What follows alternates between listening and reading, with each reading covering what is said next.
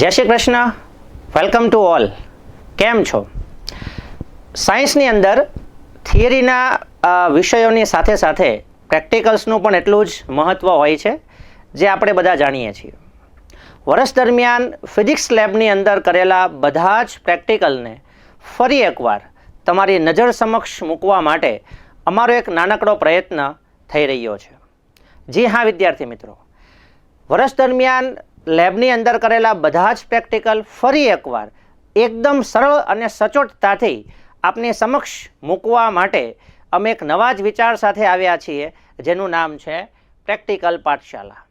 તો બન્યા રહેજો અમારી સાથે, એક પેન અને કાગળ સાથે, અને ખાસ તમારી જે ફિઝિક્સની પ્રાયોગિક છે એ પણ તમારી સાથે રાખો. તો ચાલો શરૂઆત કરીએ છીએ એક્ઝામની પેટર્નથી.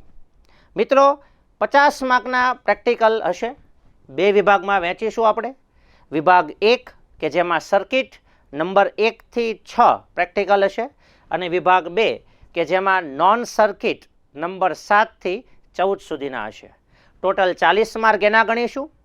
ઓકે, દોઢ કલાકનો સમય, મતલબ કે 3 કલાકની અવધિ હશે. આ સિવાય વાઇવા અને જર્નલના પણ માર્ક તો ખરા જ. આમ કરીને 50 માર્ક હશે. થોડું વધારે વિચારીએ તો પ્રયોગના સાધનની ગોઠવણી, પ્રયોગ પદ્ધતિ અને વિદ્યુત પરિપથ જો આપણે બરાબર દોરીએ તો એના 6 માર્ક, અવલોકન કોઠો દોરીએ અને એના રીડિંગ જો આપણે લઈએ છીએ તો એના 7 માર્ક, ગણતરી અને આલેખ જો પૂછેલા હોય તો એના 6 માર્ક હશે. અને લાસ્ટમાં જેની સૌથી વધુ ચિંતા હોય છે કે એનો જવાબ શું આવશે, એનો માત્ર 1 માર્ક હોય છે. તો આમ મિલાવીને ટોટલ 20 માર્ક દરેક પ્રેક્ટિકલને અંતે આપણને મળતા હોય છે. સ્ટાર્ટ કરીએ છીએ મિત્રો પ્રથમ પ્રયોગ, અને એ છે ઓહમનો નિયમ. ચાલો સૌથી બેઝિક અને સૌથી ઇમ્પોર્ટન્ટ નિયમ જેને આપણે આજે પરફોર્મ કરવાના છીએ. કઈ રીતનું પ્રશ્નપત્ર હોય છે, જેનો એક નમૂનો તમને અહીંયા બતાવેલો છે. આપણે માત્ર એટલું જ જોવાનું છે કે આપણે અજ્ઞાત અવરોધનું મૂલ્ય નક્કી કરીએ છીએ. આ સિવાય આ રીતે પણ ક્વેશ્ચન પૂછી શકાય છે, અને કદાચ બોર્ડની અંદર જે ક્વેશ્ચન પેપર હોય છે એમાંથી જ આ લીધેલો ક્વેશ્ચન રહેશે. ઓકે, તો ચલો સ્ટાર્ટ કરીએ છીએ. હેતુ મિત્રો, આ પ્રયોગની અંદર આપણે વિદ્યુત સ્થિતિમાન વિરુદ્ધ પ્રવાહનો એક આલેખ દોરીશું, અને આલેખ પરથી આપણને આપવામાં આવેલા અવરોધ એનો બરાબર છે આપણે મૂલ્ય નક્કી કરવાનું છે. સાધનોની વાત કરી લઈએ. આટલા સાધનો ખરેખર બરાબર છે આપણને આપેલા હશે, એની આપણે ઝડપથી એક નોંધ કરી લઈએ. અજ્ઞાત અવરોધ દર્શાવેલો છે. બેટરી, વોલ્ટમીટર, મિલીએમીટર, રિયોસ્ટેટ, સાદી કળ અને કેટલાક વાયર્સ.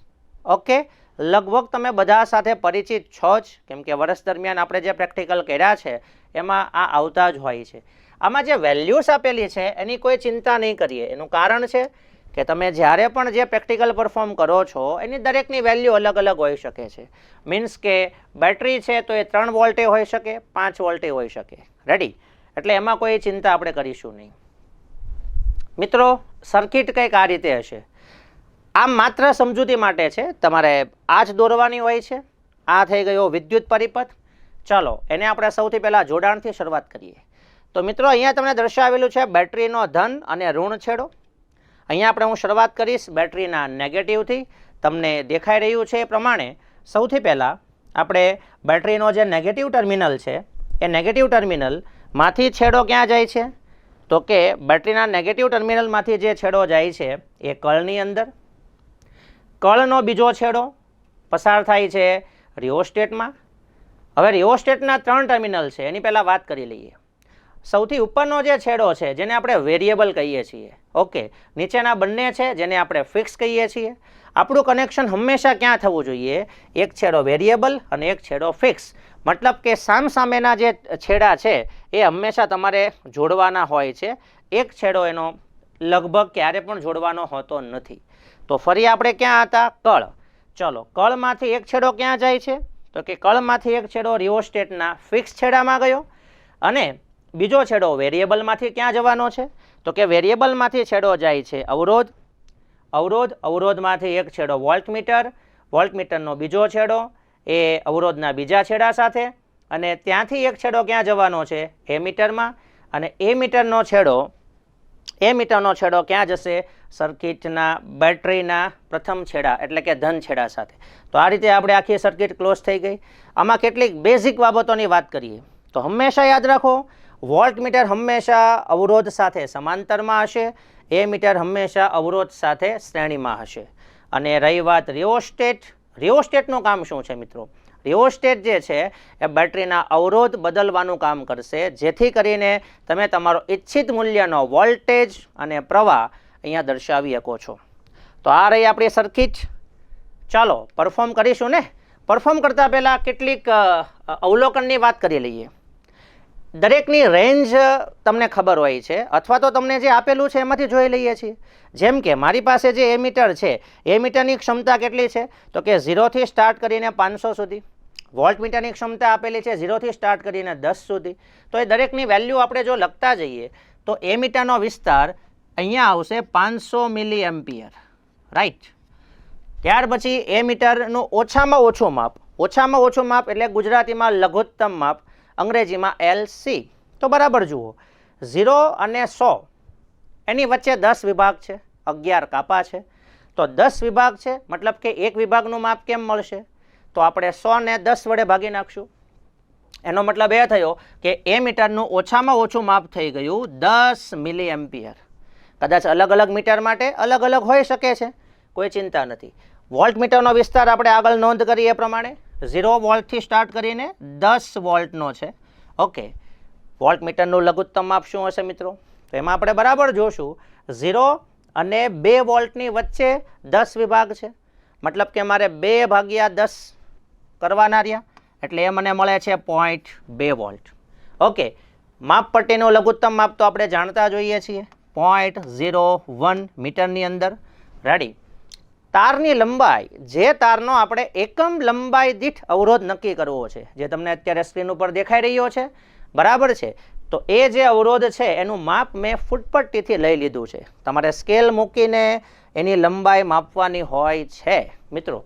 એનું માપ અહીંયા હું લખી નાખીશ 0.45 મીટર એટલે કે 45 સેન્ટીમીટર.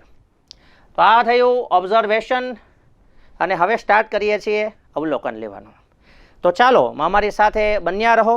સૌથી પહેલાં આપણે બેટરી ઓન કરીશું. મને ખ્યાલ છે રિયોસ્ટેટ અત્યારે વેરિયેબલ સાઈડ છે, મતલબ કે મહત્તમ અવરોધ આપી રહ્યું છે. જો હું રિયોસ્ટેટને વેરિયેબલથી દૂર ખસેડીશ તો એનો મતલબ એ થશે કે વોલ્ટમીટર અને એમીટરના મૂલ્યમાં વધારો થાય છે. જી હા મિત્રો, જો આપણે રિયોસ્ટેટને ખસેડીએ છીએ વેરિયેબલથી દૂર તો એનાથી શું થવાનું છે? વોલ્ટમીટરનું મૂલ્ય વધે છે. ચાલો હું નક્કી કરી નાખું કે મારે 2 વોલ્ટ માટે પ્રવાહનું મૂલ્ય જોઈએ છે. તો અહીંયા હું સેટ કરીશ વોલ્ટમીટરમાં 2 વોલ્ટ.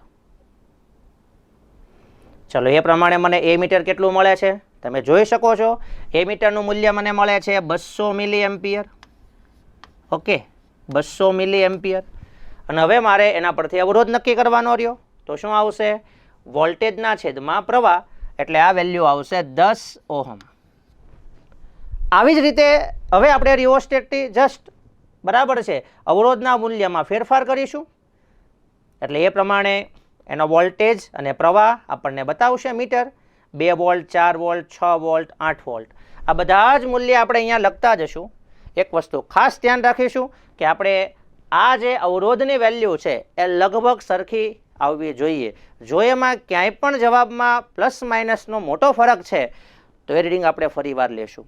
કેટલાક વિદ્યાર્થી પૂછતા હોય છે કે કેટલા રીડિંગ લેવા જોઈએ. મિત્રો, જેટલા રીડિંગ વધુ લેશું એટલું આપણે વધારે શ્યોર થશું. બાકી જનરલી તમે 4 કે 5 રીડિંગ લ્યો છો, ધેટ્સ ઇટ ઇનફ. કેલ્ક્યુલેશનનો વારો છે. તો કેલ્ક્યુલેશનમાં આપણે એકમ લંબાઈ દીઠ અવરોધ નક્કી કરવો છે. આપણે શું કરવાનું છે? આ બધી જ વેલ્યુ છે ને એની આપણે એવરેજ લઈ લેશું. ધારો કે અત્યારે હું 10 છે એવું ધારી લઉં છું અને લંબાઈ પણ મને ખબર છે 0.45. તો આપણે અહીંયા વેલ્યુ લખવાની છે 10 ભાગ્યા 0.45. એટલે આની એપ્રોક્સ વેલ્યુ મને મળવાની છે 22.22, જે થઈ એકમ લંબાઈ દીઠ અવરોધની વેલ્યુ. મિત્રો, પ્રેક્ટિકલ કરતાં કેટલીક વાર ત્રુટિ પણ આવશે, જેમ કે સાધનની ત્રુટિ છે, પ્રયોગ પદ્ધતિમાં કંઈ ભૂલ છે, અથવા તો વ્યક્તિગત કોઈ ભૂલ હોઈ શકે છે. તો એના બદલે આપણે એની એરર પણ માપવી જોઈએ. મતલબ કે આ વેલ્યુ 100% સાચી નથી, તો આ થઈ ગઈ એરર ઇન રેઝિસ્ટન્સ, મતલબ કે અવરોધની ત્રુટિ. હવે નક્કી કરવા માટે શું કરવાનું છે?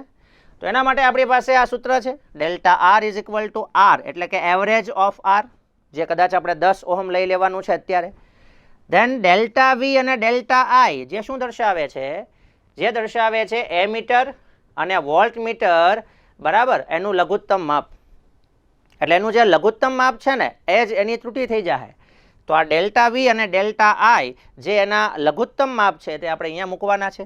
એ જ પ્રમાણે વોલ્ટેજ અને પ્રવાહ જે આપણે અવલોકન કોઠા પરથી લીધેલા હોય, સપોઝ કે 2, 4, 6, 8 અને 10 વોલ્ટ લીધા છે, તો એની એવરેજ અને એ પ્રમાણે પ્રવાહની એવરેજ જે આપણે અહીંયા વી અને આઈ તરીકે લેશું.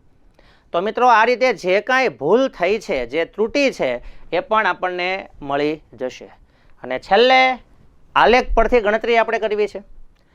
તો મિત્રો આ રીતે સૈદ્ધાંતિક રીતે આલેખ હોવો જોઈએ. હવે આલેખમાં એક વસ્તુ આપણે નોંધ કરવાની છે ખાસ, કઈ? એક્સ અક્ષ ઉપર હંમેશા આપણે એવી જ ભૌતિક રાશિ લખવાની છે કે જે આપણે બદલશું, બરાબર, મતલબ કે જે ઇન્ડિપેન્ડન્ટ છે. જેમ કે અહીંયા આપણે વોલ્ટેજમાં ફેરફાર કર્યો એટલે એક્સ અક્ષ ઉપર આવશે, અને એનાથી આપણને જે મળે છે તે વાય અક્ષ ઉપર આવશે. તો આવો આલેખ આપણને ક્યારે મળશે? જ્યારે આપણા બધા જ મૂલ્ય એકદમ સચોટ હોય, અને જો આપણે કદાચ એને દોરવાનો પ્રયત્ન કરીએ તો લગભગ એ સુરેખ જ આવવો જોઈએ, જે તમે બહુ સારી રીતે જાણો છો. હવે વાત છે એના ઉપરથી એકમ લંબાઈ દીઠ અવરોધ નક્કી કરવાનું. તો સૂત્ર છે આર બરાબર, ખરેખર તો આર બરાબર આપણે લખીએ છીએ વી અપન આઈ, પરંતુ અહીંયા તમારે શું લેવાનું છે? ડેલ્ટા આઈના છેદમાં ડેલ્ટા વી. એટલે આપણે કરવું શું પડશે? એનું વ્યસ્ત કરવું પડશે. એટલે અવરોધ બરાબર 1ના છેદમાં ઢાળ, સ્લોપ એટલે ઢાળ, અને એના પરથી આપણે જે વેલ્યુ મળવી જોઈએ તે 22.22ની નજીક હોવી જોઈએ. તો એ પણ ગણતરી કરી અને તમે ચેક કરી શકો છો.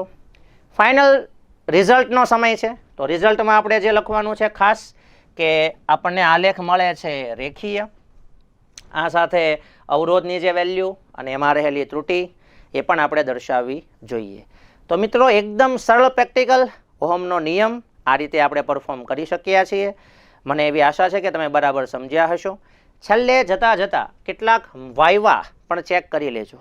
આમાંથી અમુક પ્રશ્ન તમને વાયવા તરીકે પૂછી શકાય, અને ખરેખર બેઝિક પ્રશ્ન છે જે તમને ખ્યાલ હોવા જોઈએ.